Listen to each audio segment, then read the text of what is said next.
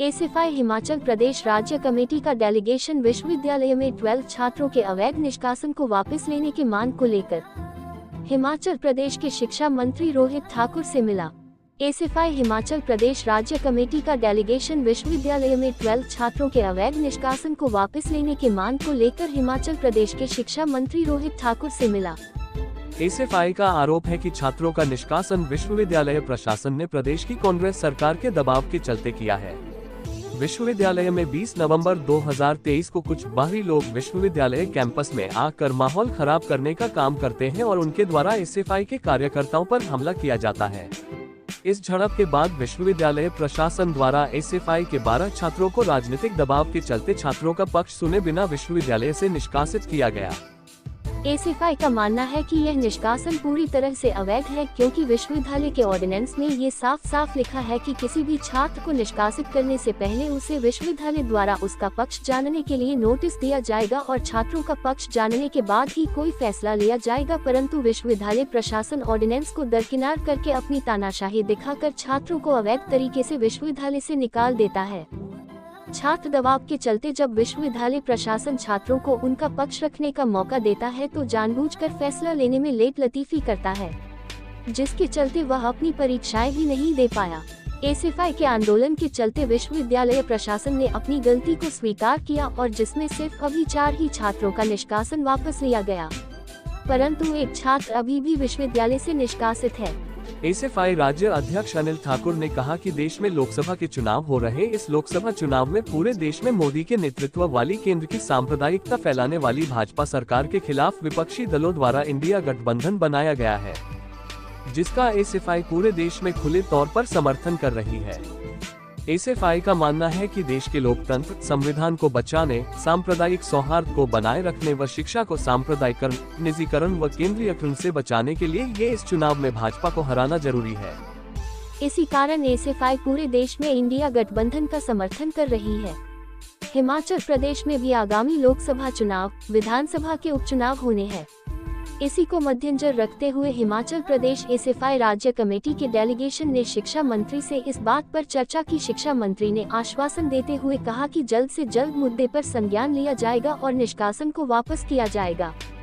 SFI राज्य सचिव दिलीप डेंटा ने चेतावनी देते हुए कहा कि प्रदेश की कांग्रेस सरकार अगर अवैध निष्कासन को जल्द से जल्द वापस नहीं करती है तो आने वाले समय प्रदेश की सरकार को छात्रों के विरोध का सामना करना पड़ेगा। BHK न्यूज हिमाचल के लिए शिमला से यादविंद कुमार रिपोर्ट।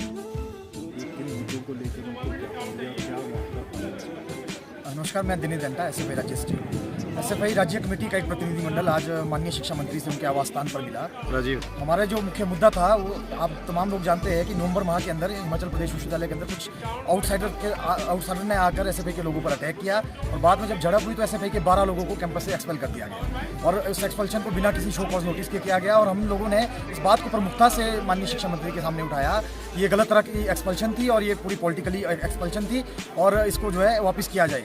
और इसके अलावा हमारा मानना ये है, हमने साफ तौर पर इस बात को शिक्षा मंत्री के सामने रखा कि पूरे देश के अंदर जो भी आम चुनाव हो रहे हैं उन चुनावों के अंदर एसएफआई पूरे देश के अंदर इंडिया अलायंस का समर्थन खुले तौर पर कर रही है। ये समर्थन इसलिए किया जा रहा है कि हम जानते हैं इस देश के अंदर जो भाजपा के नेतृत्व वाली सरकार है, नरेंद्र मोदी के नेतृत्व वाली सरकार है, उस सरकार ने इस देश के अंदर पूरे देश के अंदर सांप्रदायिकता का जो माहौल बना के रखा है, देश के अंदर डर और नफरत का जो पूरे देश के अंदर माहौल चल रहा है, इस माहौल के अंदर छात्रों के जो मुद्दे हैं, जनता के जो आम मुद्दे हैं, उन मुद्दों को दबाया जा रहा है और सांप्रदायिक रंग और ध्रुवीकरण का काम जो भाजपा की सरकार कर रही है। हमें पता है कि अगर छात्रों के मुद्दों को या जनता के मुद्दों को प्रमुखता से उठाना है तो इस भाजपा की सरकार को सत्ता से बाहर करना पड़ेगा। तो इसके लिए हम मानते हैं कि इंडिया अलायंस का समर्थन पूरे देश के अंदर करे है। हमने माननीय शिक्षा मंत्री से कहा कि हिमाचल प्रदेश की जो कांग्रेस सरकार है, अगर वो छात्रों का समर्थन इस प्रदेश के अंदर चाहती है तो उसे एक्सपल्शन को रिवोक करना पड़ेगा, अन्यथा जो छात्र उसके खिलाफ पूरे प्रदेश के अंदर कैंपेन करेंगे। इसी मांग को लेकर हम मिले और शिक्षा मंत्री ने हमें आश्वासन दिया है कि जल्द से जल्द इस एक्सपल्शन को जो है रिवोक किया जाएगा।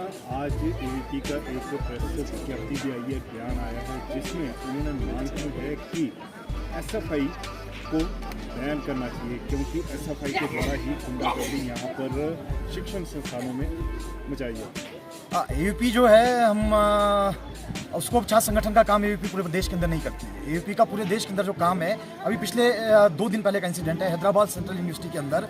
हैदराबाद के अंदर एक फिजिकल वीक जो चैलेंजिंग स्टूडेंट है, उसके ऊपर हमला एबीवीपी के गुंडों द्वारा किया गया। जेएनयू के अंदर जिस तरह का इंसिडेंट हुआ, जेएनयू के चुनाव के अंदर आपने देखा होगा, उसी के लिए उनको जेएनयू के अंदर मुंह की खानी पड़ी।